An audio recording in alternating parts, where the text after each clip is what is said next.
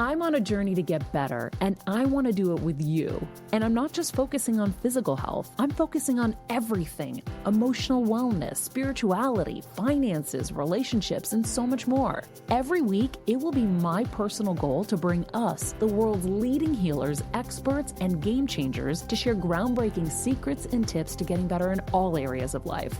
Getting better isn't easy, but it's a whole lot easier when we can do it together. Welcome to Better Together with me, Maria Menounos. Hello, everybody. Welcome to Better Together. It is Monday. Our quote of the day: the greatest mistake you can make in life is to be continually fearing you will make one. I like that. Elbert Hubbard. You don't hear those kind of names around here anymore. Must have been from the 1800s. Must have been from back in the day. The greatest mistake you can make in life is to be continually fearing you will make one. Damn, that's a good one. Guys, we have a special show for you today. We have our guest already in studio because we want to have as much time as we can with our dear friend, Cathy Kelly. Hello. I'm so excited to be here. I'm so excited too. Is this your first time ever doing a podcast with me? I think so. Yeah, we had done like a couple of interviews and stuff before, but they were all for different networks. Oh, maybe for the radio show. Serious? I think we did something on Serious. Well, Cathy Kelly, everybody, is a dear friend. She's a former host of ours from AfterBuzz TV. Yeah. And went on to host in the WWE. She's had a very successful career. She has really maximize the power of social media, which we'll talk about and teach you as well. Maybe you can teach us your secret stuff, Cathy. And also she decided to leave at the top of her game.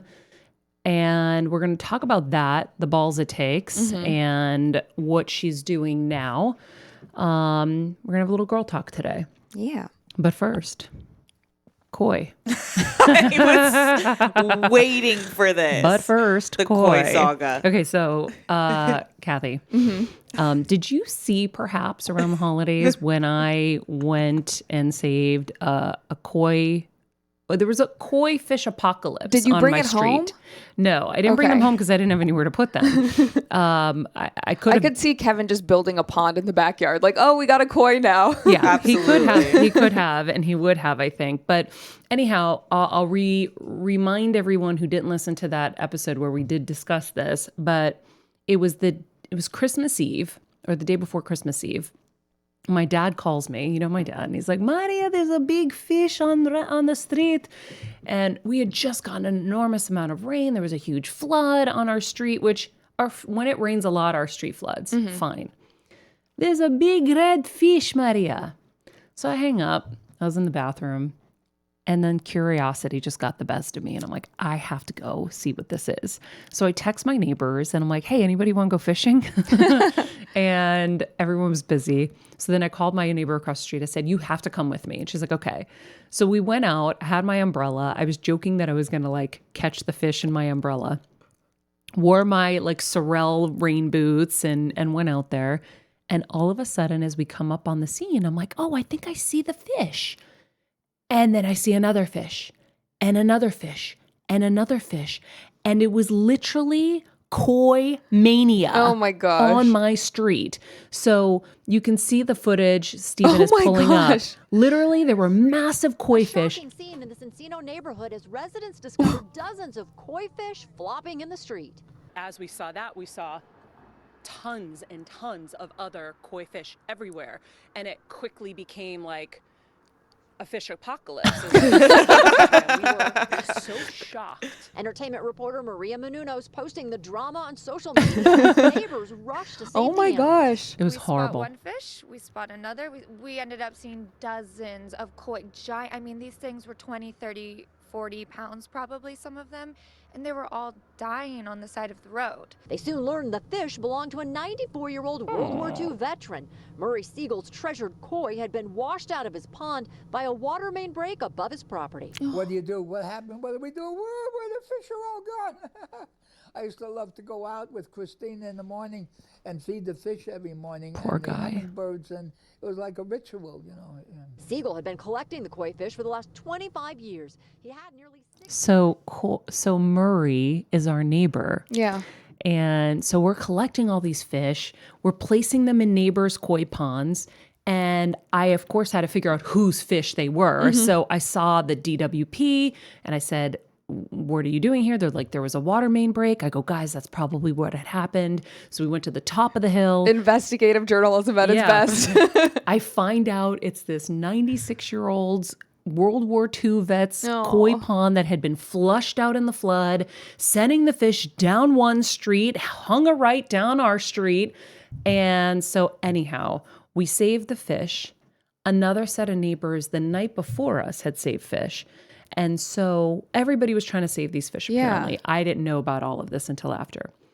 So I went over to meet Murray the next day, and he was so cute. He's like the sweetest man ever. And he's like, well, I'd love to invite you all, and when I fix my pond, to have a koi pond opening. And I said, Aw. Murray, So good. I would love to help you organize that. That would be Yeah. great. We'll invite everyone who helped. Great. So yesterday was that day. Aw. So I'm terrified, right, that no one's going to show up. And so I kept like texting everyone the date, the time, and, getting head counts because Murray was getting lox and bagels, ironically. Guys, we were pissing ourselves. We're like, oh my God, he's getting I'm lox. obsessed. Okay, lox and bagels. That's so cute. Yep, with his like Tropicana orange juice on the counter. It was the cutest thing ever. So I get there. We're the first ones to get there with my parents and Kevin. It was like our Sunday afternoon thing. And I'm like, please, dear God, let people come, because I wanted him to have that like moment. Yeah. And so all of a sudden neighbors start flushing in. And you're getting to hear everybody's stories. They're like, well, we saw them the night before, and then we hung out thinking maybe there were more that were going to come. We didn't see more. Then there's a mysterious neighbor we haven't discovered that found some and put them in the trash barrel with water. That's where I had started putting more into the next morning when Yeah. I got there. And so anyhow, he, through the neighbors, everybody that collectively helped, I think he retrieved about 12 fish that lived. A lot of ours died. All of ours died, I think, except for 2. I'm thinking he said that somebody gave back 2. Anyway, so about 12 fish were saved Yeah. that day. And we had the koi pond opening yesterday, and it was the cutest little event ever. That's the most wholesome story that you never hear anymore. Just like neighbors gathering to help each other. That's so cute. Yeah, so then I'm Instagramming with my friend Ashley, who you saw in the news report, my neighbor, and I was like, Ashley, happy ending to the story. I'm like, we saved the koi, the neighbors saved the koi, we're here at the pond opening, a World War II vet is happy today. And I go, it's a beautiful day in the neighborhood. And I was like, damn, I'm good. You're Mrs. Rogers. It's a beautiful day in the neighborhood. And you're Yeah. right, Kathy, you don't get to hear nice stories. And so I don't know, things like that move me so much. It was just so cool to see all of these people just care about fish. And I told Murray, I've been saving animals since I was little. I've saved skunks, raccoons, squirrels, obviously dogs and cats, hummingbirds. I've resuscitated a cricket and a grasshopper from death But you give it successfully. CPR? Yeah, chest compressions. Yeah, the grasshoppers have a hard shell though, Kathy, so you got to go inside their armpits. Oh no. Yep. Figure things that you on learn. the fly. Yeah. And so I was like, but never ever did I think I was going to be saving koi fish on my street. Yeah. So Iconic. anyway, it was pretty awesome. So cute. I know. And so Kevin was talking to him. He's like, I need to have a word with Kevin. So usually he gives him, now this is like the 3rd time we've seen him. So he always gives marriage advice. And so he was talking to Kevin, and at the end he goes, why do I like you so much? He's so confused by us. Yeah. So he's always like, I just really like you guys so much. Like, almost like he hasn't seen like nice people in a long time, but he's like the nicest man in the world. Yeah. And he's got to know a lot of nice people. But it was like funny, like to see people extend themselves to him, Yeah. maybe at his age, means something even more. I don't know. It was really cool. So that was the koi pond situation and the ending to Been that. waiting for that. Yeah, it was Happy really ending. special. Yeah. Ah, love to see it. Yeah. Love Yeah, to yeah, see yeah. So I have a little game I want to play with you guys. because I saw this on social media. And I was like, oh boy, this is fun. Steven, you're in, right? Oh, yeah. Totally in. Okay. So it's a never have I ever game, and you have to give yourself 1 point for each thing you haven't done. I'm going to go through the list. 1 point for each thing you haven't done. Skip school. Broken a bone. Fired a gun. Done drugs. Been in a limo. Gotten a tattoo. Ridden a horse. Sung karaoke. Gotten a ticket. Been arrested. Damn, this is 10 so far. I've already got 1. Gone ziplining. Been on TV. Hey, been there. Okay. Been on a cruise. Gotten a piercing. Smoked. And that means anything. Met a celeb. Been skydiving. Had a one-night stand. Definitely got to throw that one up for me. I guess I haven't lived, guys. Skinny dipped. Oh, shit. I don't think I've done that either. And been drunk. So, guys, I'm at a 4. Oh, no, it's the opposite. Fuck! I'm at a 6. Excuse me. No, you're at a Shit! You're at a 16. What? Yeah. Wait. How do you? Isn't I it- don't know. Have no. you done 16 Oh, you of them? haven't done it. You haven't No, done. Sorry. I haven't done it. I So haven't four. done 4 of them. Four. Kathy, you screwed me Yeah. up. Wait, No, okay. I messed it You up haven't too. done 4 of them? I haven't done 4 of them. Okay. So you've done 16 of them. Yeah, I've done almost everything. Okay. Yeah. Cool. Yeah. What have you smoked? I'm just kidding. Well, I smoked marijuana. I smoked a cigarette in college a couple of times when I was drunk. Someone had menthol cigarettes, and I smoked menthol cigarettes. I did that too. Yeah, Yeah. but I hate cigarettes. Yeah, me Me too. too. But I was shit faced, and it was fun. That's in the always moment. when most people who don't smoke, the only time they have is when they were shit faced. Yeah. I don't know what Shit-faced. happened. And something with the menthol gives Yeah. you like this other kind of like feeling. So I think also what I thought was cool in college is when guy friends or anyone would have a cigar, taking like a puff of the cigar. oh yeah, I Yeah. did a chocolate cigar in college. That doesn't count. Oh really? Yeah, no, it does. no, Oh, it's chocolate. Okay. flavored Got chocolate it. I cigar, thought you yeah. meant it's just the chocolate cigars that you break off. Because literally, when I was really young, and this obviously is not popular anymore, but there were these chocolate or bubblegum cigarettes. Oh, and yeah. so when you're like 5, 6 years old, you're like pretend smoking. Oh, and that's, yeah. And then That's you would where just the bite it off. e-cigarettes got their design from. Yeah, it's like start 'em young. young. Get those kids in there. Yeah. Okay, I feel like Steven has all of these. Yeah, I've never done a tattoo.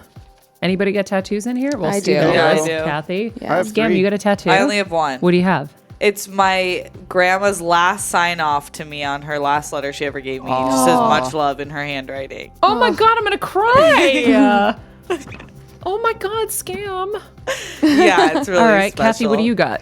I have 4. You have 4 tattoos? Yeah. No, not 4 tattoos. I have 3 tattoos. 3 tattoos? Yeah. What do you have? So I have my grandpa's birthday behind one ear, my grandma's initials behind another, and then I have a heart on my hip.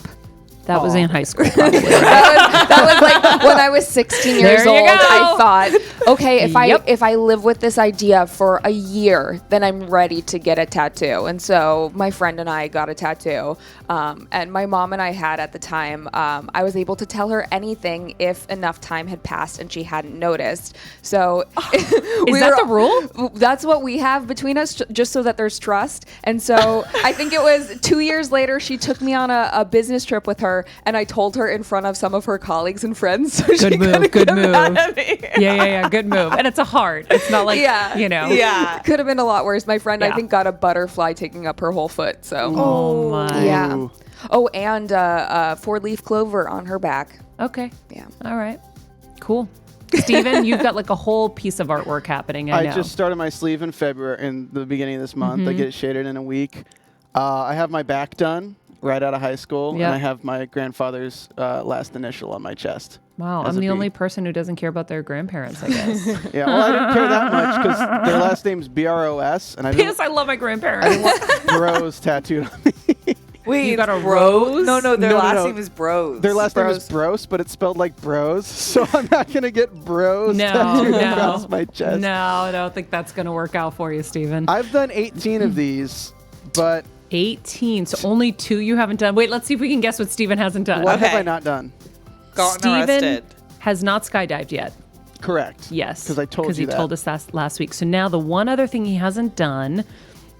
Oh, shit. I've never been arrested. I screwed that up. Duh. So you had 5? I forgot about that one. Yeah. Probably 5. Steven has never been arrested. Correct. Yeah. Everything else, though. You Yeah. went skinny dipping. Who hasn't? Yeah, I feel I like- haven't. Maria has Really? it, which I'm so You have a surprised pool. about. Yeah. Yeah. Really? I grew up in the Yeah. South. Yeah. Well, oh, I guess me and Kevin is skinny dipped in my pool. Yeah. Does that count? Yes. Oh, okay, cool. Yay, skinny dipped! I'm officially cool. Officially. I Okay, finally met a so celeb today. Cathy Kelly's in studio. Cathy Kelly's in studio. Okay, so Cathy, how many did you have? I had 4. You have 4 that you have Yeah. not done. Okay, let me see if I can guess. Cathy has definitely skipped school.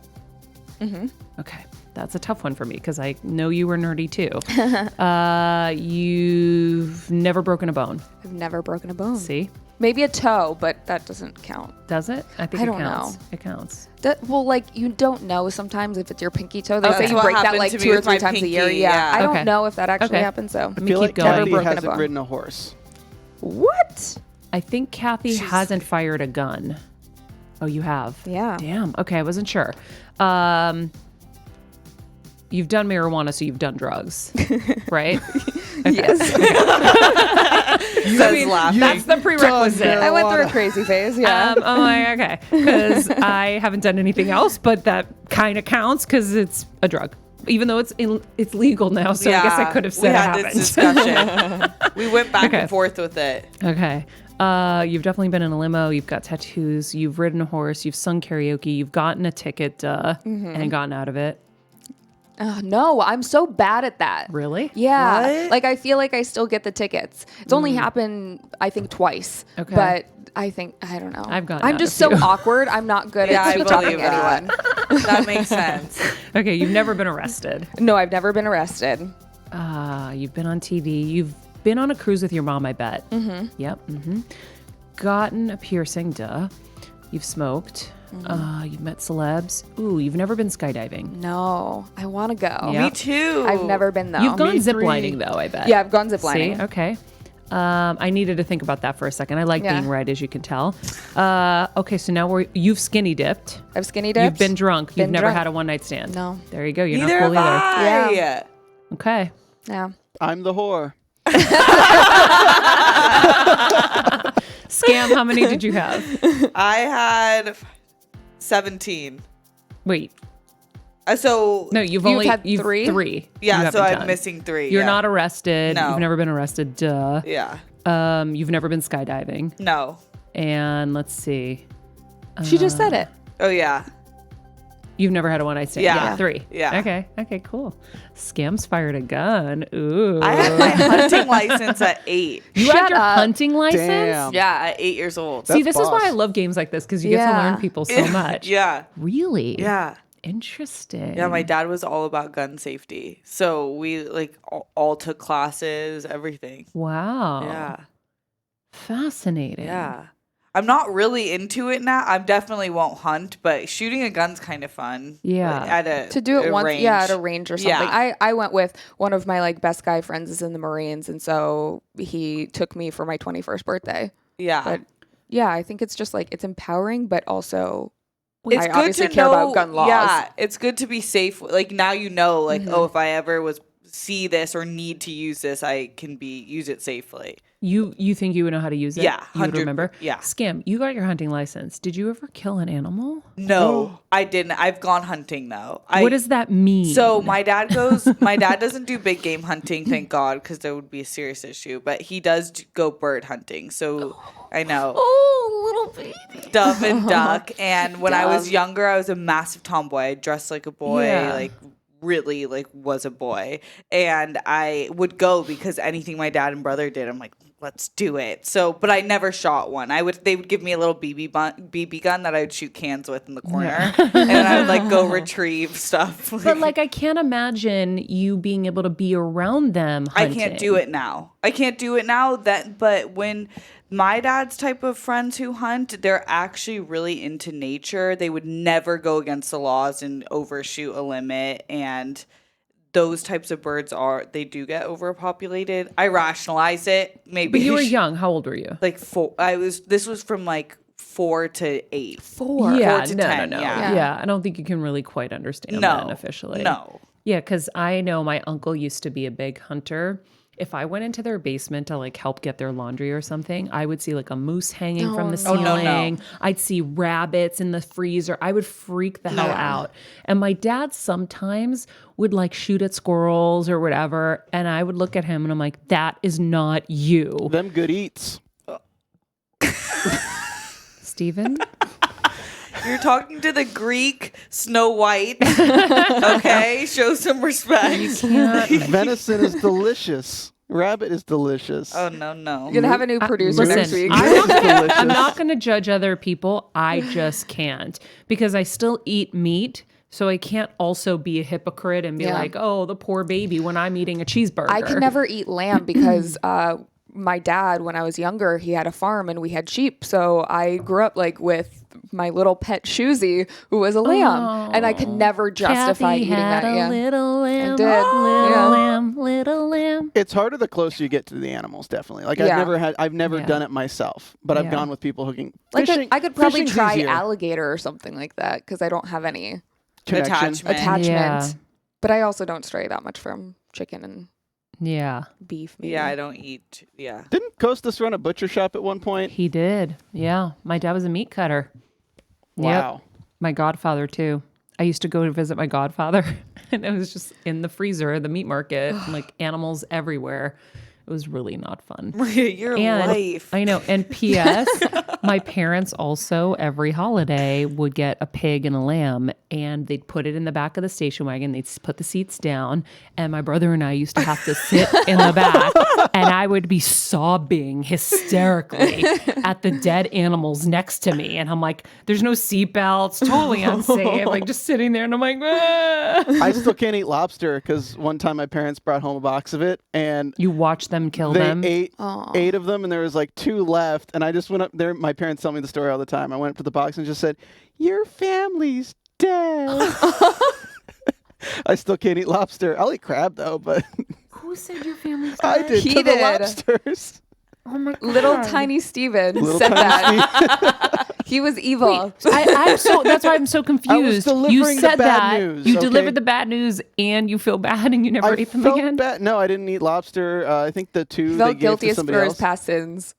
Guys, can you think of a worse death? Like they literally burn No. them like live. It's horrible. No. It just reminds me of The Little Mermaid, where Sebastian. Oh my God. Guys, Ursula was we're better ruthless. together. We're not supposed to. We're not supposed to be burning them. And killing them. This is horrible. Let's change the discussion. Yeah. Let's change the We've discussion. gone to know each other a little So more. the skinny dipping nights were these college like spring breaks, were these high school spring breaks before we go to break. High school. What were your skinny dipping experiences? Let's go to something fun. I think college. We had Yeah. a school pool, so some of us would just go. A school pool. Yeah, yeah, I watch Floribama. I see how that works. yeah. Yep. I'm obsessed with that show now. Mine was not crazy long ago, but it was maybe like 6-7 years ago with just a bunch of friends. We went in the ocean. Uh-huh. Yeah. So That's what I had just late envisioned when I night, said, yeah. oh, I've never done it. Because I envision like you have to do it in front of a lot of people, which would never happen. yeah, but that's something too of like ours was super late at night. With the girls, You're not supposed to be on the beach, so that was the scariest part about it. Yeah. Of like after sunset, you're not supposed to be Yeah. around the Pacific Ocean at all.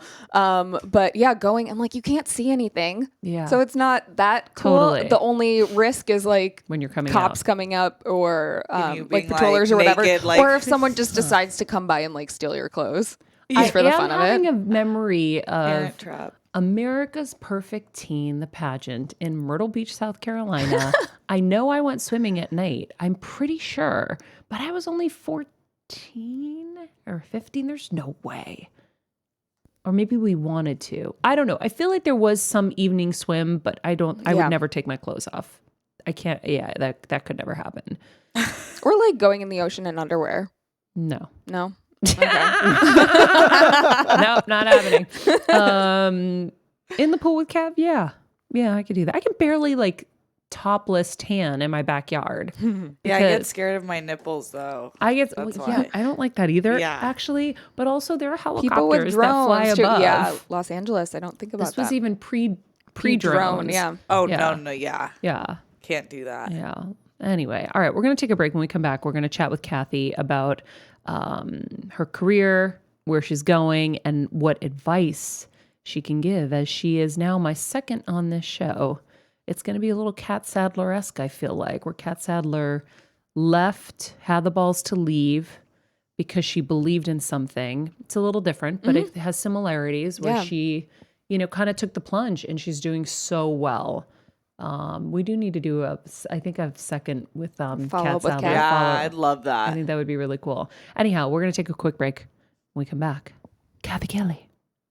So Cathy Kelly is a Mensa International certified journalist. What is a Mensa International certified journalist? So I think that's a term that WWE created for my bio, but perfect. I have my Mensa card. You take a test and it's She's a genius. That means you're a genius. yeah. Pretty friggin' awesome. Yeah. Okay. You're Mensa certified. She's a podcaster, a red carpet interviewer. Cathy gained notice among the WWE Universe as a host of AfterBuzz TV's weekly recap programs for Monday Night Raw and WWE NXT. She joined the WWE as a host in 2016, but just this month she made the decision to make some changes. So I am, of course, excited to sit with her and discuss these changes, her hosting career, the decision, which had to be tough, I'm assuming, we'll ask her, to leave, and how she's staying healthy and confident while working towards her new dream. Before we get to you, Cathy, we have a little video montage of your career. Oh, this is going to be embarrassing. Let's see. Joining us this season, we now have a new addition. Yeah, I'm Cathy Kelly, the Bachelorette Noob. Yes, so welcome. Bachelorette Noob! I love it. By the end of the season, she's going to take it all over. My voice deepened. Making her way to the broadcast table and couch, we got the co-host that everybody Ryan is also at WWE now. Everybody for Cathy Kelly.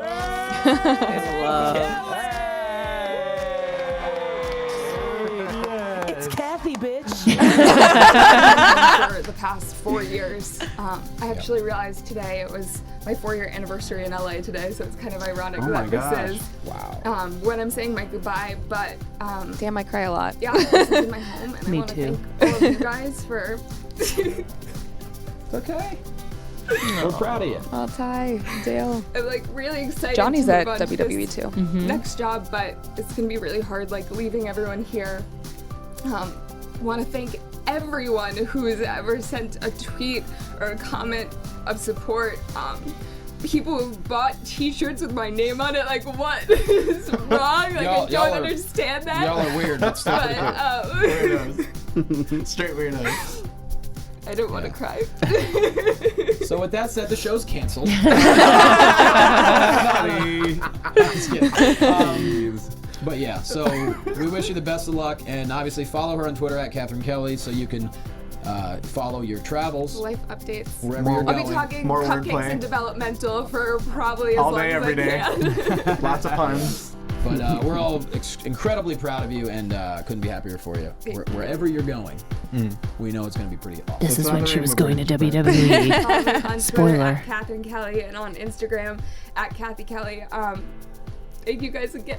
All right, I'm going to defer to you on this, Maria, because we have a new addition to our broadcast team, someone you know very well. I do. She is like a kid sister to me. She started hosting at AfterBuzz TV, our digital online network, and we do after shows for your favorite TV shows. Well, one of our favorite TV shows is Monday Night Raw, and she was the host of Monday Night Raw, and your fans embraced her in such a big way that whenever I came to arenas as a spectator or as a wrestler, which was some of my proudest Undefeated moments. at WrestleMania. Thank you.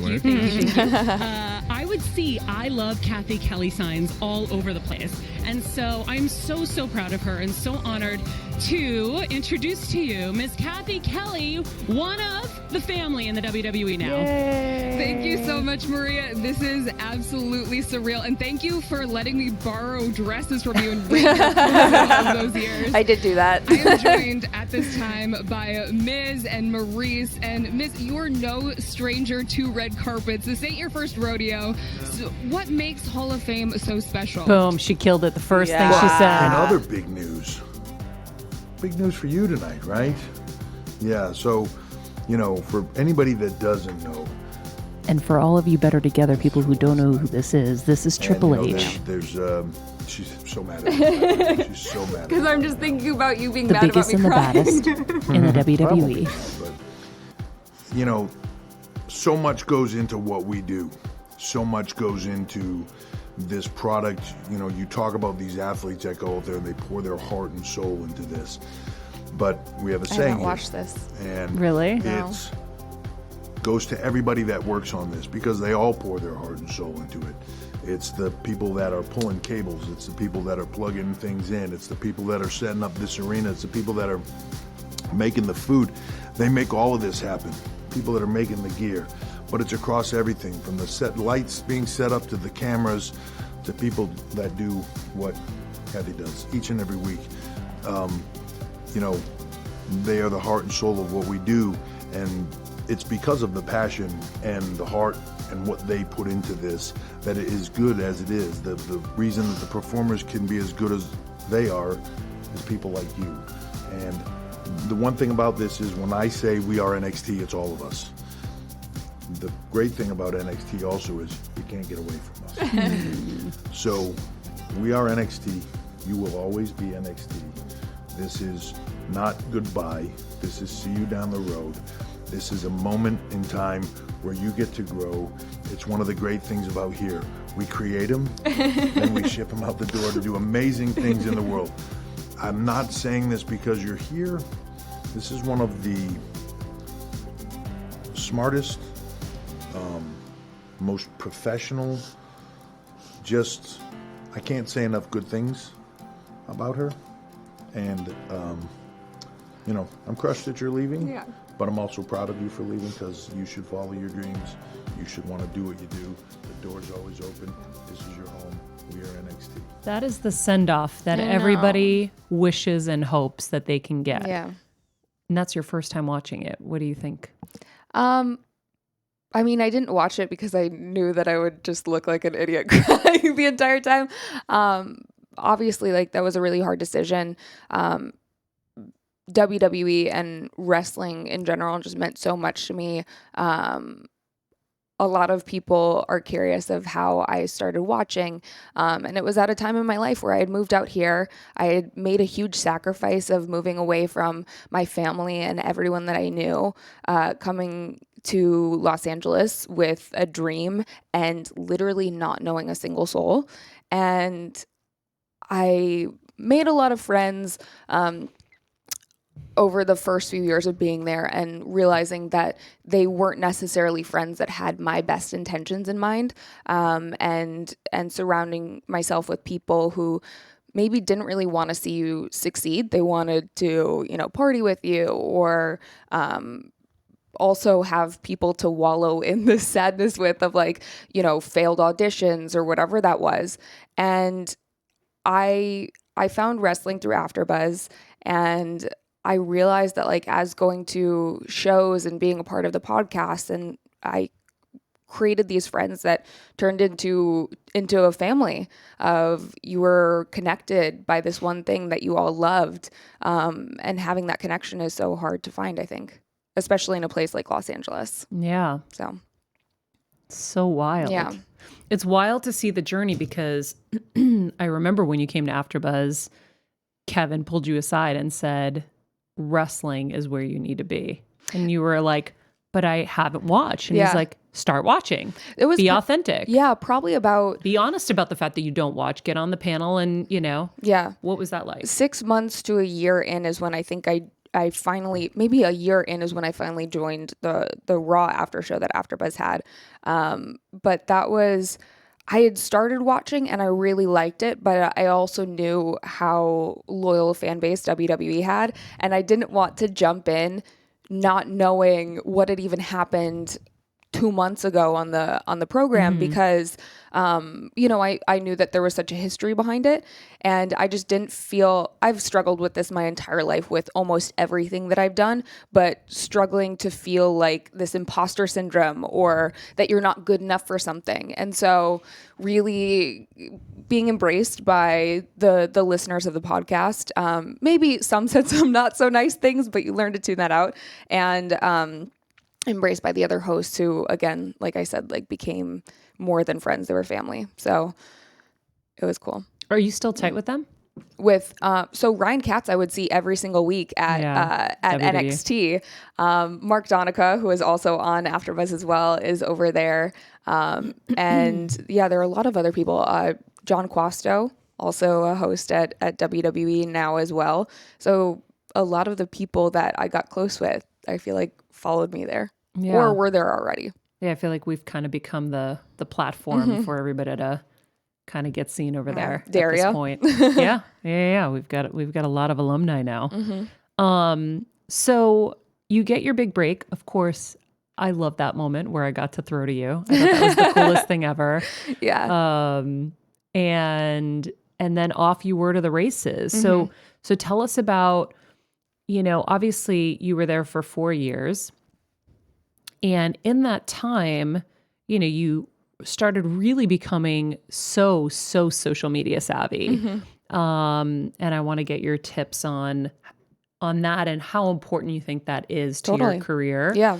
And kind of, that 4-year journey that led to this ultimate decision to leave, because I think there are a lot of people who are listening who are in jobs and either some people are unhappy.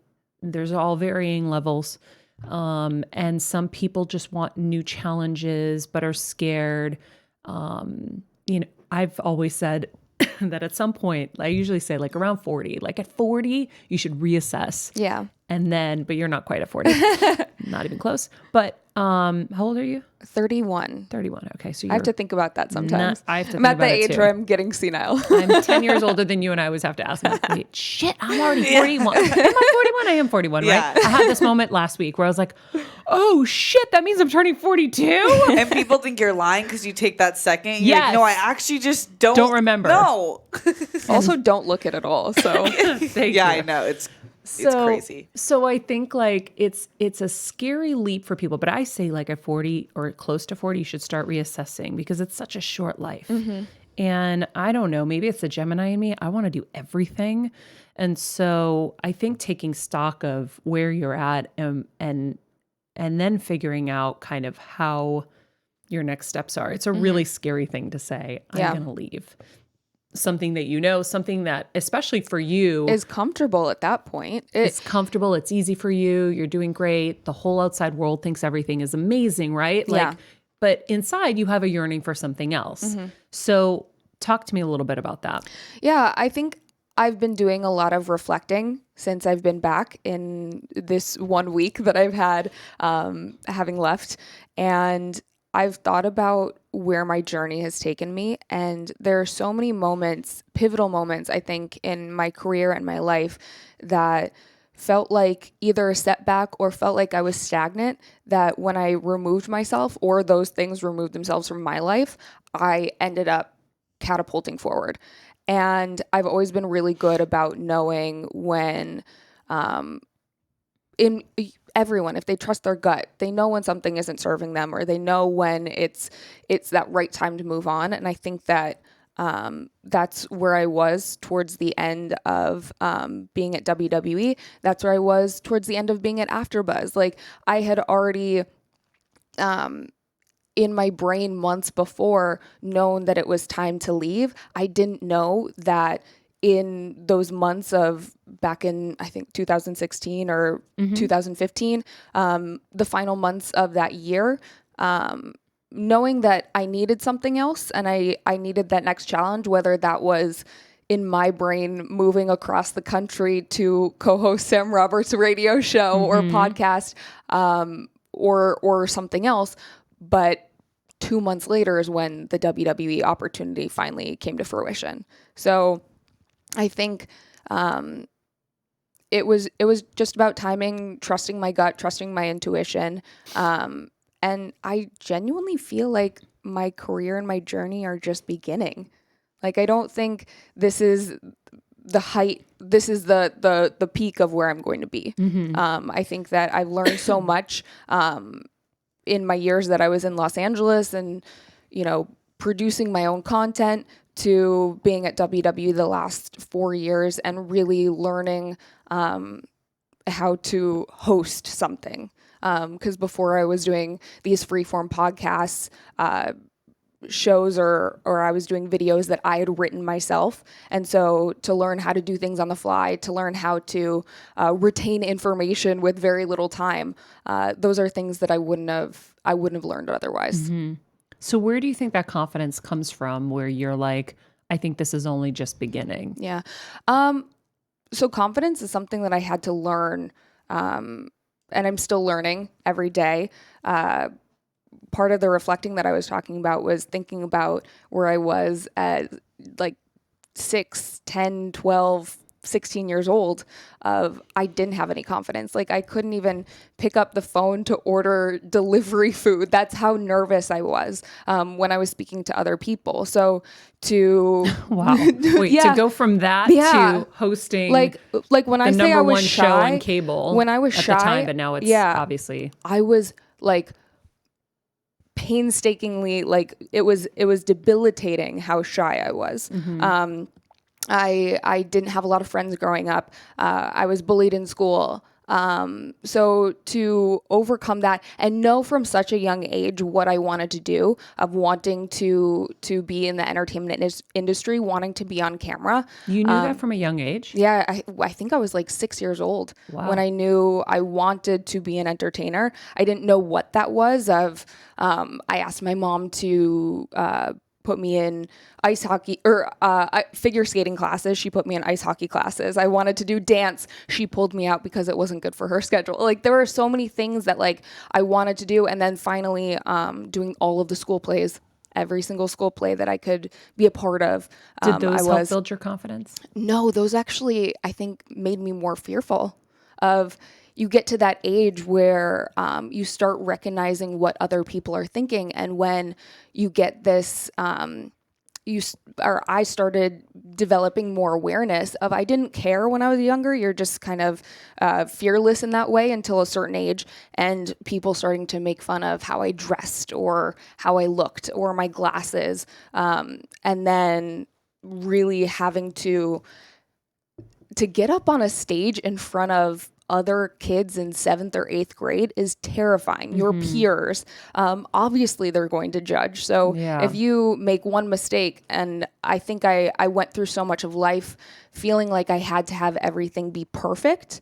And then it was only a couple years ago where I let go of that and just started trusting and doing things before I thought they were ready, and just like actually going for it. Wow. What does that mean, doing things before I thought I was actually ready? I mean, I'm sure that you can relate to this on some level of in the past when you've produced segments or worked on the movie that you guys did or AfterBuzz or whatever. I would take on a project or want to pursue a goal, a career, like say it was a podcast. And if I didn't think it was good enough, like I would spend so much time doing the back end of things. And then you see these other people who are creating similar things and just putting them out there.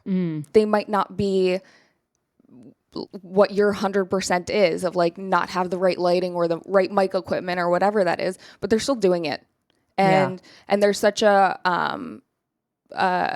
fear that you can have that stops you from accomplishing what you really want to accomplish. Well, that's paralyzing to everybody. The quote that you read at the very beginning of the show. Yeah.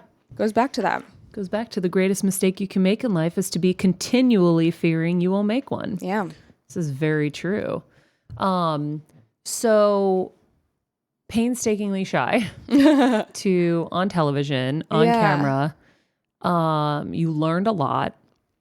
Tell me about the decision process to leave this high profile job. Yeah. Without another job. Without another job. I mean, I think anywhere in the entertainment industry, you're always kind of like developing contacts or whatever. So I know that I have a lot of people that I can lean on in this time of if I did want to get another job in sports or whatever that is. So there is always fear behind leaving a job, but I had more confidence about what I could accomplish in moving on to this next chapter. I just knew that it was the right time. And then really feeling like I had planted a lot of seeds. Like there's so many things that I want to do in my life. Like I said, when I was younger, like I knew I wanted to be on TV. I would watch, watching you when I was like in high school, I would watch the MTV VJs, I would watch VH1, I would watch all of these shows and wanting to be a part of that. I didn't realize until later that I also really enjoyed producing. I loved creating content. I want to create and be an executive producer on a show one day. I want to write a book. I want to write a screenplay. I want to, continue to grow as a host. Get into acting. There are so many things that I want to do. And I think especially with the WWE schedule, it's so time consuming because you are traveling so much of being me. I wanted to do everything. So I wanted to work as much as possible, which also meant being away from Los Angeles, which I just moved to. And that wouldn't have allowed me to continue to do the other things or work on the other things that I wanted to do. Yeah. What is your schedule, or what was your schedule like? So I would leave towards the end. I would leave Tuesdays and I would get back Saturday. So you're on the road Tuesday to Saturday. Yeah, a typical every week, like 2 day a week off, days. which is that's most people have a Monday through Friday job. Mine was a different day a week, but it's also traveling, which I didn't realize how much exhausted me. Oh yeah. And so my 2 days a week when I was home, I was either on the Mondays taking meetings because that's the only day that people are free, or sleeping. Yeah. Or catching up with the couple friends that I could make time for. I felt like my brain was so overloaded because I was on this weird sleep schedule. And then you're constantly changing things at work and memorizing and whatever, that I was just like, I had hit my mental, like, not capacity, but you're overloaded.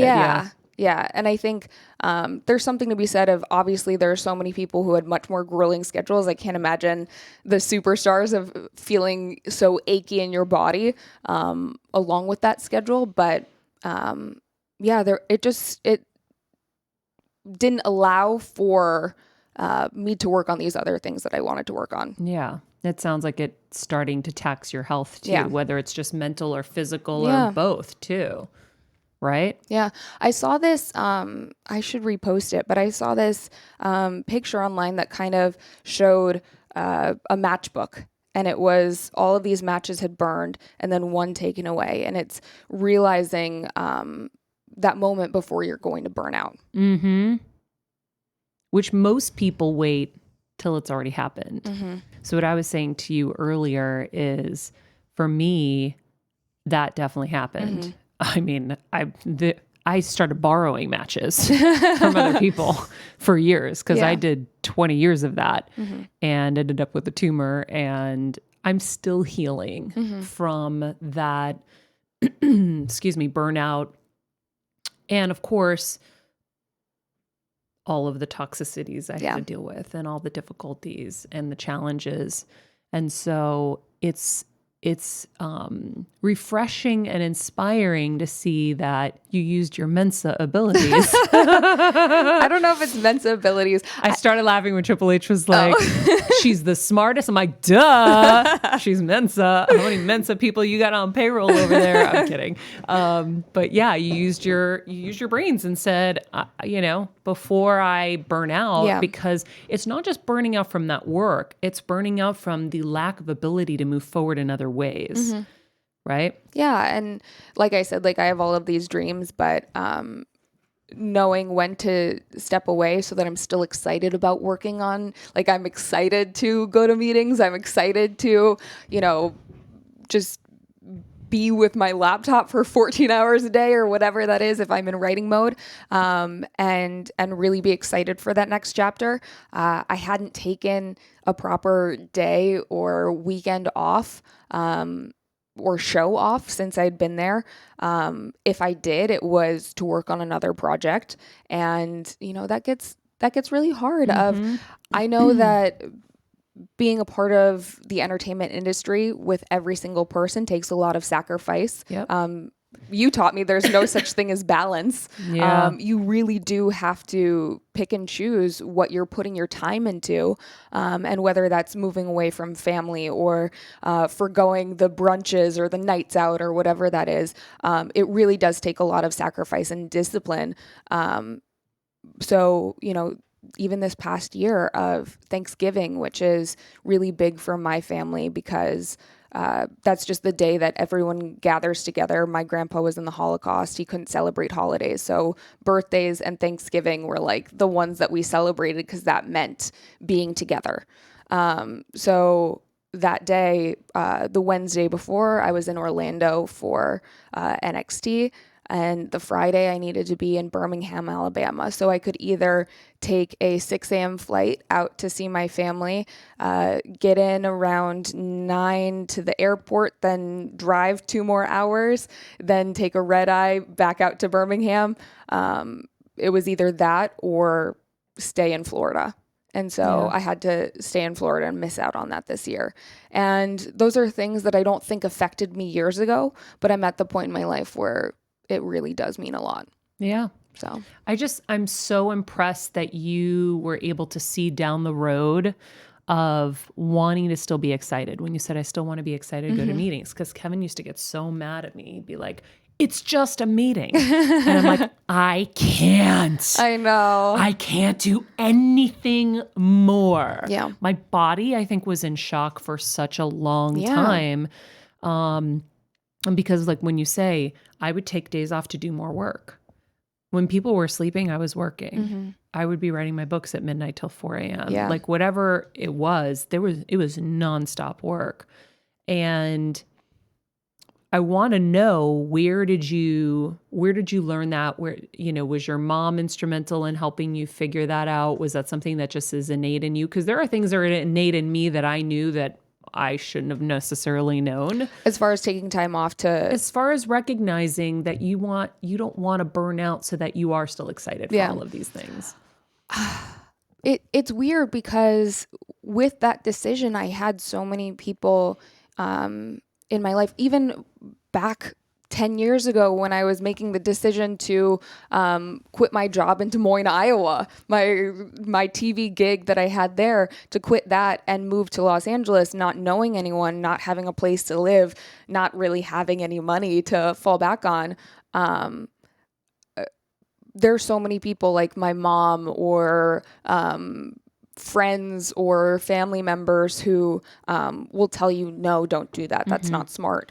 But I think I don't know where it came from, other than just knowing when I've made that decision in the past, I've made it work.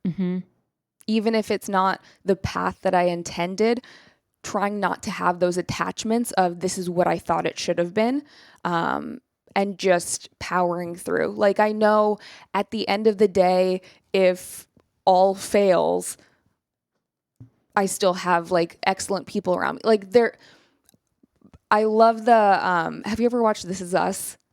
Barely. They do this, there was one thing, and my friend and I do it all the time. We'll like text each other, basically like, with a decision, what's the worst possible case scenario? Mm-hmm. So you say fail, it's- you never get to be on TV again. Yeah.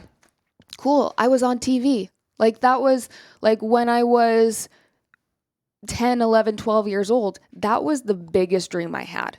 I wasn't the kid that was like dreaming about her wedding or what guy she was marrying or the kids I was going to have. Like I do want that stuff, but I was dreaming about being on TV. Like I wanted to be an MTV VJ or whatever that was. I wanted to be on the Today Show one day. Like they're dreams that I had, but like I always knew that they were possible if I made those sacrifices and worked at it and didn't give up. But the worst thing that could happen is like, yeah, I'm not on TV again. If I had no money, I would like figure out a way. I think that there's always like, it's just the two truths. It's how you look at things of like, I made the choice and like, I'm happy, you know? Yeah, I love that. Like you can either think that life happens to you or it happens for you. Like there's so many things. Yeah. Always. Like, I love it. I've been through so many challenges in my life of whether it's, you know, hearing no from your dream job, going through a horrible breakup. There's so many things that like you can look at and be like, oh wow, woe is me. Or you can look at that as a positive, and like every challenge that I've had has actually propelled me forward, or I've made, you know, lemonade out of lemons, and you make it work. And in retrospect, all of those challenges made me who I am today and pushed me into a better self. Also, I feel like you set yourself up for success, whether you know it or not, by what Maria was talking about with social media. And it's become such an empowering tool to be your kind of own business manager. Yeah. A lot of people are getting their income from that, and you have done a really good job of that. Has that been a separate job in itself for you to maintain that? I've definitely delved into it and I've leaned into it a little bit, but I've realized more recently just how toxic social media can be, of having to limit how much I'm actually on Instagram. Twitter's not as bad, but Instagram, and there's so much comparison that goes on there of one of the first times I went to, so I have no religious background whatsoever. My family, because of my grandpa's history of being in the Holocaust, they didn't really practice or celebrate any religion.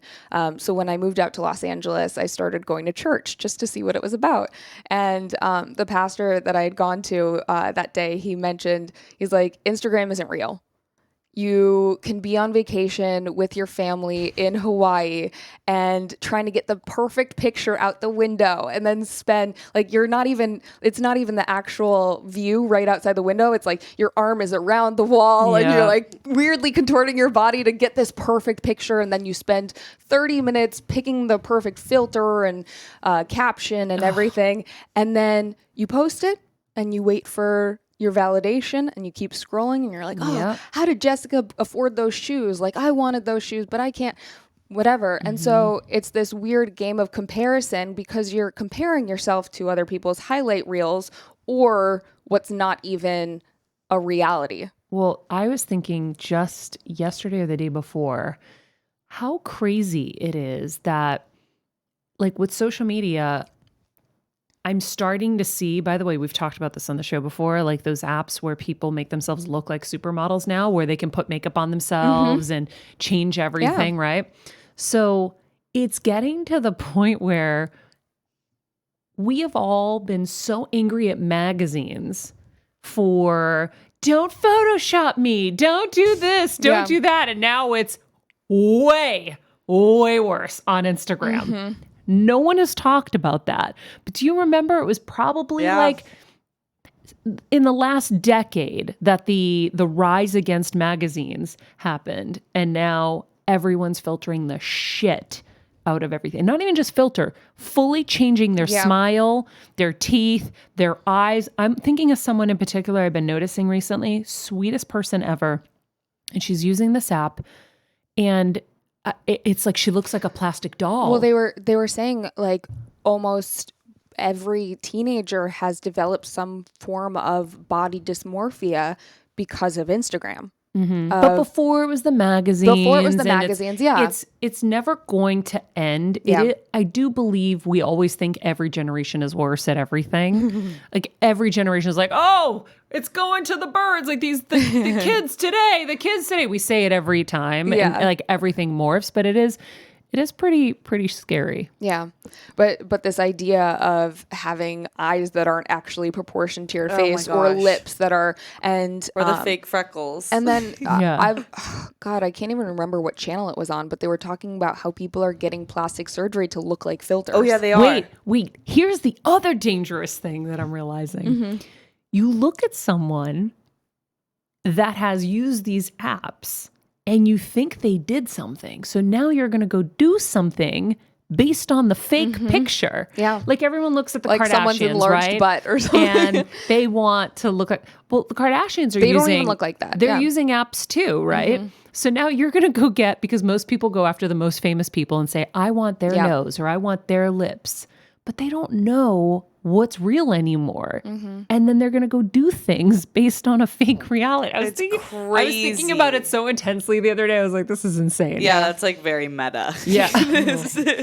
Right? Yeah. I mean, I think I applaud the people who are anti-Photoshop, who have come out, of the Jennifer Lawrences. And there are celebrities who are outspoken on that stuff, or the opposite of the celebrities who list off every single plastic surgery that they've had.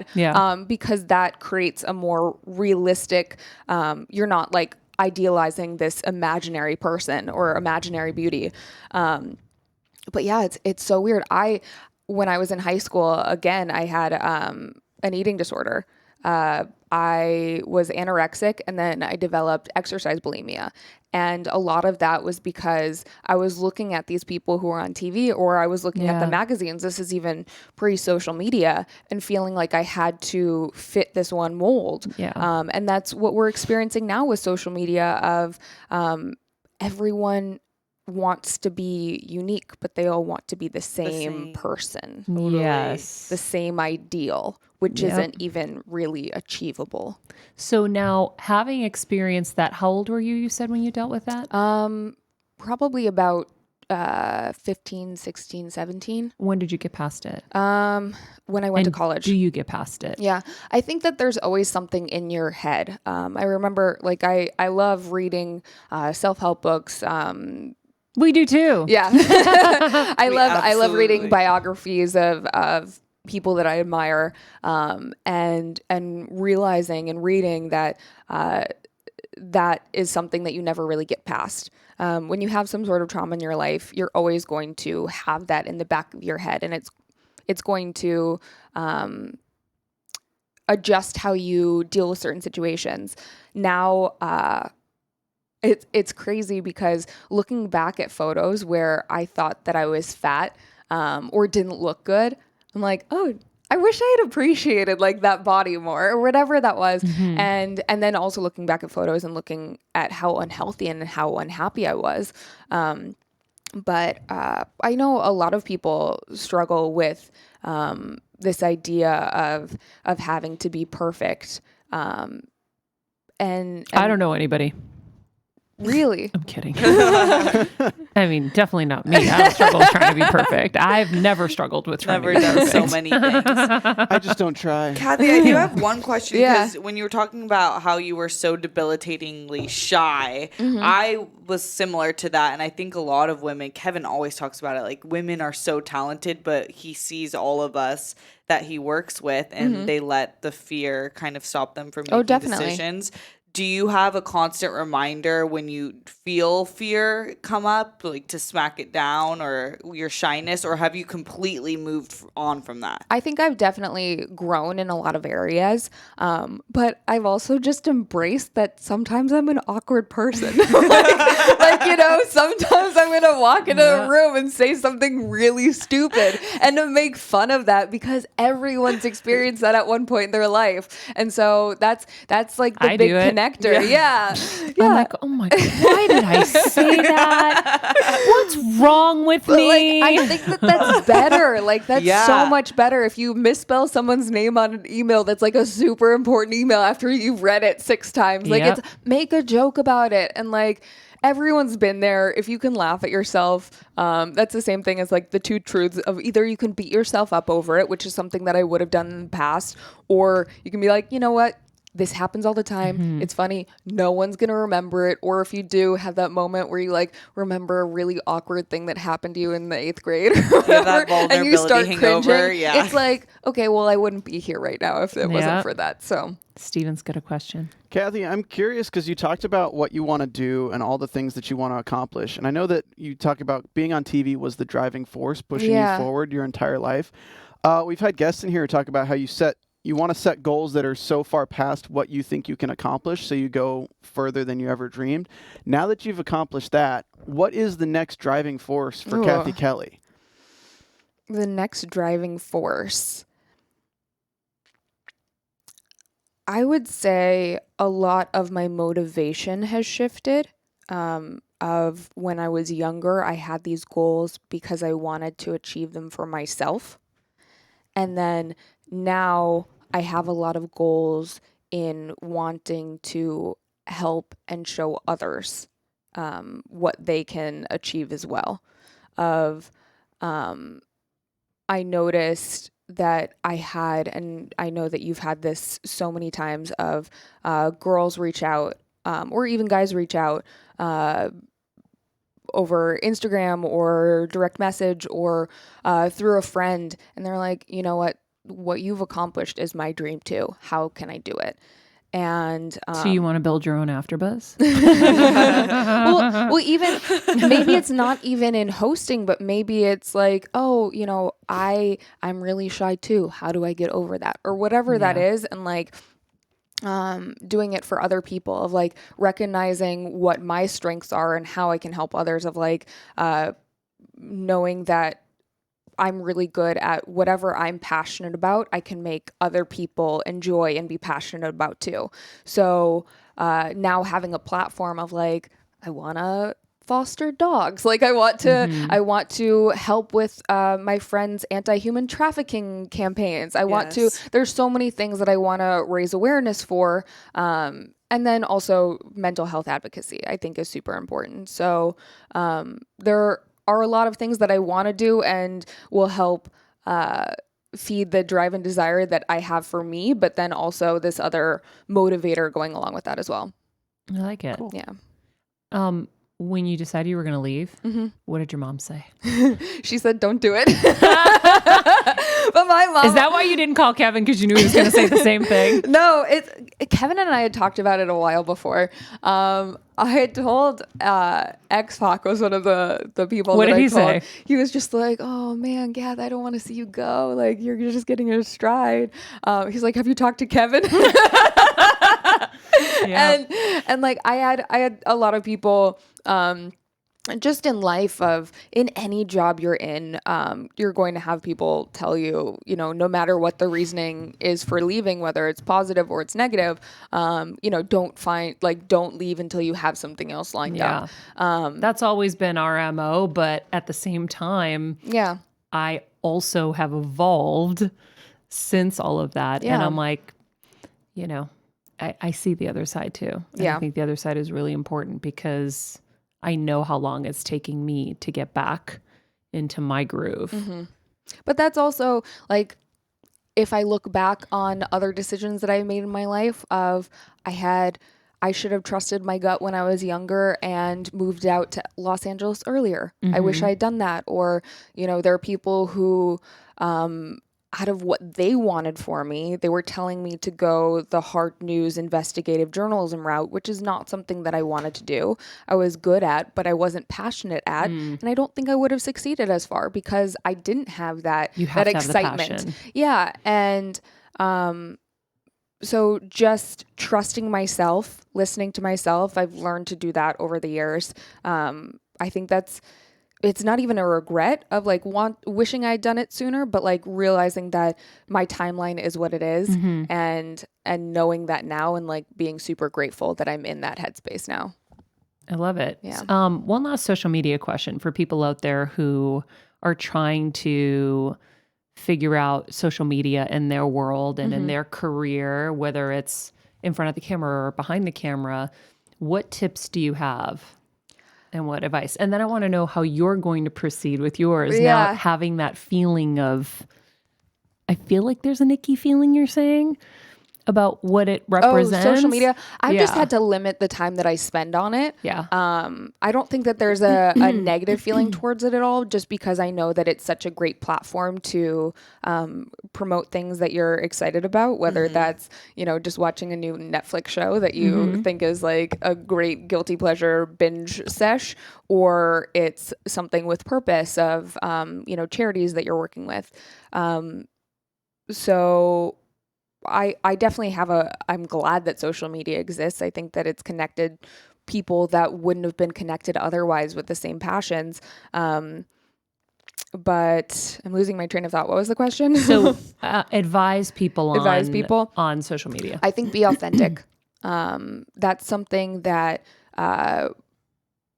I think social media is at its best when people are being authentic. I have friends who, have kids, and it's talking about how messy it can get sometimes, and it gets very graphic. But it's like people, I think, relate more when you are your authentic self. You guys did an episode that I remember hearing a while ago, or maybe it was last week, about poopery. Oh yeah.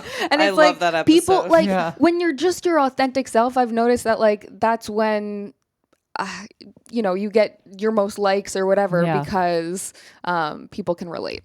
Yeah. Very true. Okay. Cathy, we've come to that place in the show. Yeah. What are you doing every day in your life to get better? In any way? So I try to stay active. That's something that's important to me, just because I know even if it's just 30 minutes on a treadmill, that I'm in such a better headspace and mind space. So self-care, whatever that means for you. I go to cryotherapy a couple times a week, which I love. Yeah. I just feel so much better, more able to move and excited about my day. I have more energy. I sleep better. So doing things that are for yourself, whatever that is, if it's a at-home face mask, or it's, getting your butt to the gym, even when you don't want to. I've started journaling. I've started writing out the things that I want to accomplish for the day, so that I don't get to a space where I'm putting them off. I talk about this all the time, is I started seeing a therapist about a year ago, and it's the best decision that I've ever made in my life. I think that so many of us can fall into a victim mentality when something negative happens in our life, and realizing again that, this thing happened for you, and it may not show itself in that moment, but down the line, you'll realize why it happened. And yeah, I think those are the main things. I love it. Yeah. Self-care, baby. Yeah. Well, Cathy, this was fun. Yeah. It was great kind of catching up and and being inspired by your balls, basically. My lady balls. I Over love gang. I love ballsy people. Yeah. Shit balls. Steven, that's a different balls. You lazy. But thank you, and obviously continued success. Thank you. We're always rooting for you. Yeah. And I mean, cheering even you in on. reflecting, like, this is one of those cool things of when I was 17 years old and watching TV, of like, you were someone I looked up to, and being here on your show is not something that I could have predicted when I couldn't even place a pizza order, I love that. Oh my God, that was so good. All right, guys. What have we learned? That was such a fun episode. So it was so cool to hear from someone that you think is really has always been confident and always wanted to be in front of the camera, not having that innately and having to learn how to get there.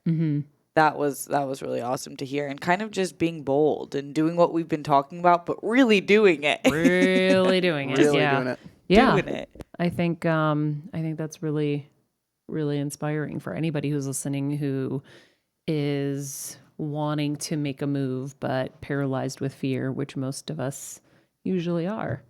I think it's got to be so tough to be in that position, right? Like, I feel like a lot of people have these goals, and I said it on the show, like a lot of people have these goals that once they attain it, it's like if it's not what you think it is, or even is what you think it is, but then after 4 years of just consistency, like, can you keep going? And I don't know. I think everyone has their own answer to that question. Yeah. And I think it's like the fact is, like, you got to go with whatever your gut says and what you want. And if what you want is to stay, then you stay. And if what you want is something that you can't get staying, then you have to make that decision. Yep. But, you know, you can't shy away from the consequences of that decision. And it doesn't seem like Cathy is at all, which I think is really awesome. We're going to talk more about this in the after show, which we hope you all will join. But you have to become a Patreon subscriber to get into the after show. So I totally forgot to mention at the top of the show, but we are trying to migrate off of paid subscription ads and all of that. So if you would be so kind to join us at Patreon, we would greatly appreciate it at any level that you can't afford. Just click the Patreon link in the summary and join us. We have an extra show every week. We have our after show, more things to come.